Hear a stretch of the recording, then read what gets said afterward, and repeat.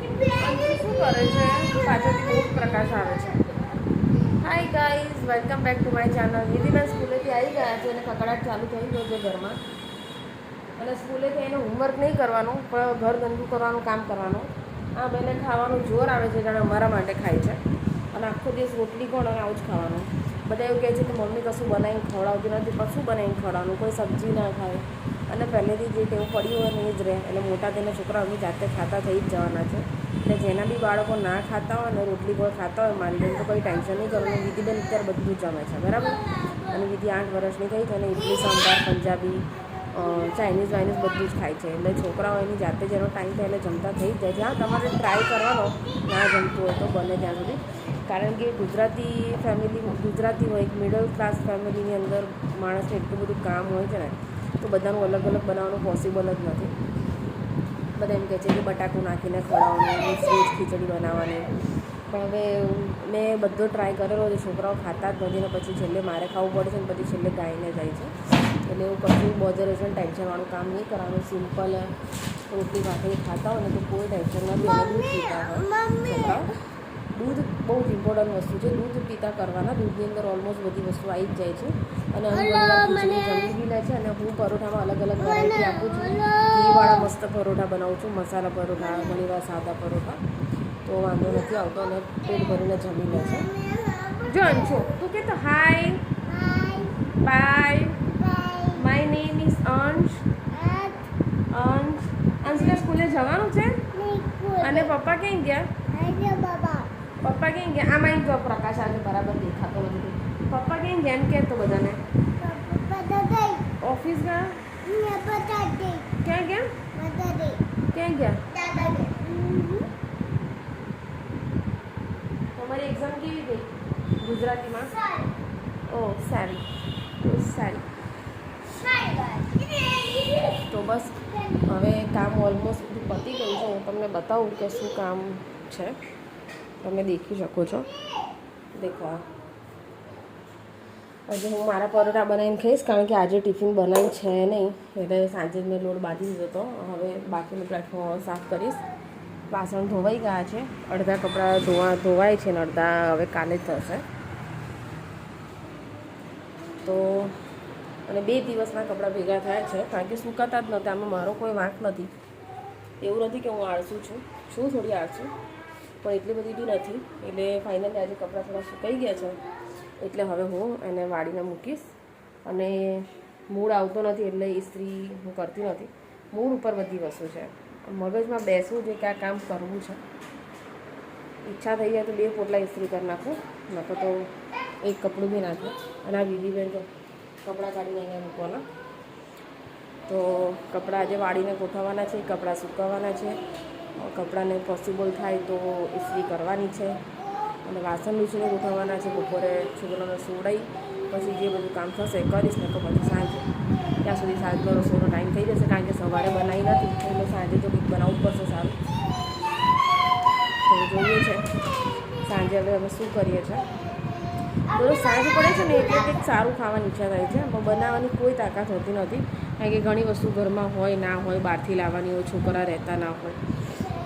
એટલે આજે છોકરા મોટા કરવા રહે એટલે એટલું ટફ કામ છે ને. ભગવાન કરે શાંતિથી મોટા થઈ જાય બસ. એમનું કામ કરે ને તો પણ આપણને શાંતિ થાય. આપણને તો કંઈ ના કરાવે તો કંઈ નહીં. એની જાતે નાતા ધોતા થઈ જાય ને એ બહુ મોટી વસ્તુ છે. બહુ તકલીફ પડે છે સિરિયસલી. આમ બધી રીતે શાંતિ હોય પણ મેન્ટલી તમને બહુ ફ્રસ્ટ્રેશન થાય. તમે ઘરની બહાર ના નીકળી શકો, કોઈની સાથે વાત ના કરી શકો, તમને તૈયાર થવું ના ગમે, બધાનું અલગ અલગ વિચારવાનું. વિધિને સ્કૂલે જવાનું, રિંકેશને 9:30 જવાનું. રિંકેશની તો મને કોઈ એવું છે નહીં. મને નથી કહેતા કે ભગવાન બધી બારી બંધ કરે, પણ એક તો ખુલ્લી રાખે. હસબન્ડ તરફથી એટલી શાંતિ છે કે ટિફિન થાય ના થાય કોઈ ટેન્શન નથી લેતા. કોઈ દિવસ બોલતા બી નથી કે કેમ નથી થયું. એટલે હું શાંતિથી ઉઠું છું ને પછી બધું ધીરે ધીરે કરું છું. કારણ કે આખા દિવસમાં એકને એક જ આપણે એક્ટિવિટી કરીએ ને એટલે બોરિંગ થઈ જાય. કોઈક નવી વસ્તુ થતી જ નથી.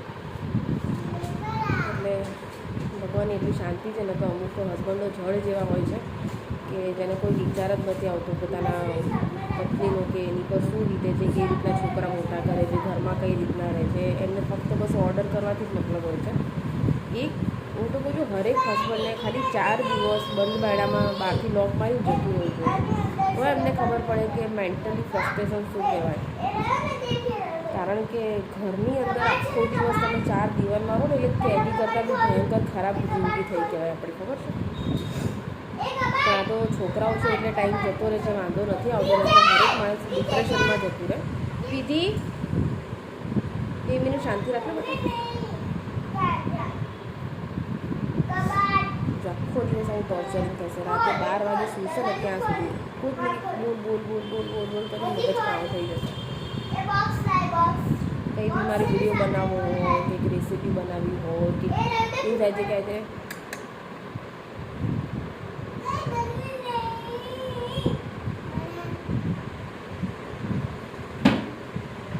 કે સ્કિન કેરનો વિડીયો બનાવવો હોય, કંઈ બી કરવું અને ઘણીવાર આપણે ટ્રાય કરીએ કે ગુસ્સો ના કરીએ, છોકરાને બોલવું ના જોઈએ, પણ એટલા જડ જેવા હોય છે ને છોકરાઓ કે કોઈ મેનર્સ જ નથી હોતી કે મમ્મી વિડીયો બનાવે છે, કોઈની સાથે ફોનમાં વાત કરે છે, આપણે શાંતિ રાખવી જોઈએ, એવું કંઈ આવડતું જ નથી. અમને તો ખાલી નામના સ્કૂલે જઈએ છીએ. બધી વસ્તુ શીખવાડવાની અમારે 10,000 વાર કીધું હોય કે કોઈની સાથે બી વાત કરે તારે બી વચ્ચે નહીં બોલવાનું, પણ ના, અમારે સુધરવું ક્યાં છે. કંઈ નહીં, યાર લાઈફ છે. હું યાર એવું થાય છે કે યાર કેમ આટલું બધું સહન કરું છું, મારામાં આટલી બધી સહનશક્તિ કેવી રીતે આવી. એક ટાઈમ હતો કે ઓફિસથી ઘરે આવતી હતી અને મારા ઘરમાં સહેજ બી અવાજ થતો હતો તો હું બધા જોડે ઝઘડો કરતી હતી. મને ઘરમાં પિન ડ્રોપ સાયલેન્સ જોઈએ. મારી મમ્મીને બી એક અવાજ કરતી હતી, હું બિચારી અવાજ નથી કરતી. મારી બહેનો બી મારાથી બીતી હતી. અને મારા છોકરાઓ એવા જડ જેવા થાય છે કે કોઈ વસ્તુ સમજતા જ નથી. તો પછી ઘણીવાર એ લોકો ના બી તો બી ગમે નહીં આપણને. એ હવે આ લોકોને મને આદત પડી ગઈ છે.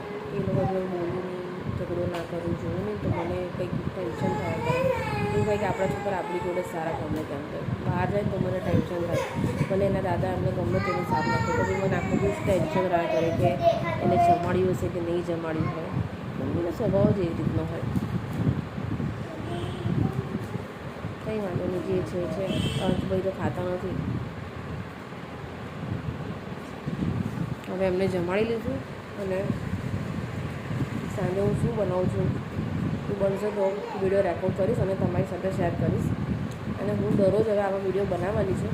જો તમને ગમે મારા વિડીયો, મારો ફેસ જુઓ તો જરૂરથી ચેનલને લાઈક સબસ્ક્રાઈબ કરી લેજો પહેલાં, પછી બેલ આઇકન આપેલો છે એને હિટ કરજો, એટલે ક્લિક કરજો, એટલે હું નવો કોઈ બી વિડીયો અપલોડ કરીશ તો તમને જાણકારી મળશે, નોટિફિકેશન આવશે. કોઈ તમને પૈસા નથી લાગવાના. તમારો મૂડ હોય તો જોવાનો, નહીંતર નહીં જોવાનો. અને મારા જેટલા બી લાઈફ એક્સપિરિયન્સ છે, હું જેટલી બી એક્ટિવિટી કરું છું, લાવું છું, ખરીદી કરું છું, ક્યાંક બહાર જઉં છું, ડેલી બ્લોગ,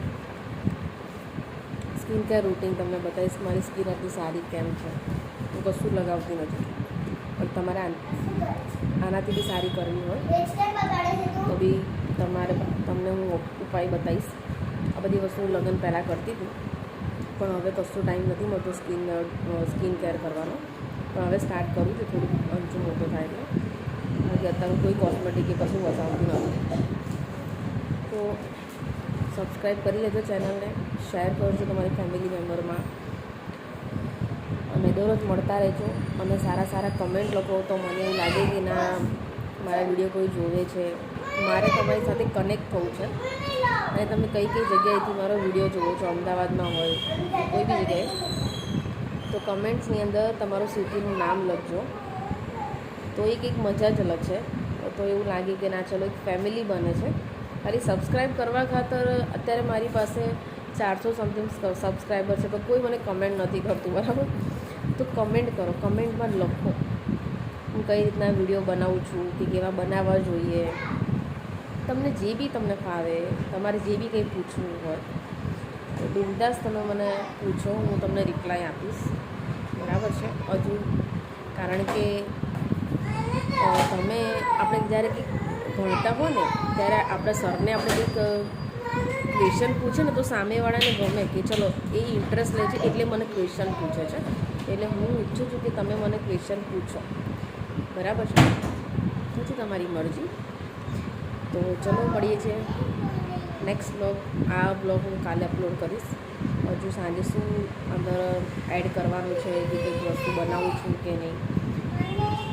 જો બનશે તો એડ કરીશ, કારણ કે ઓલરેડી 10 મિનિટનો વિડીયો થઈ ગયો છે એટલે પછી બહુ લાંબો થઈ જાય. ઓકે ચલો બાય કહી દો. Bye bye. ચલો બાય ગાઈઝ. By guys.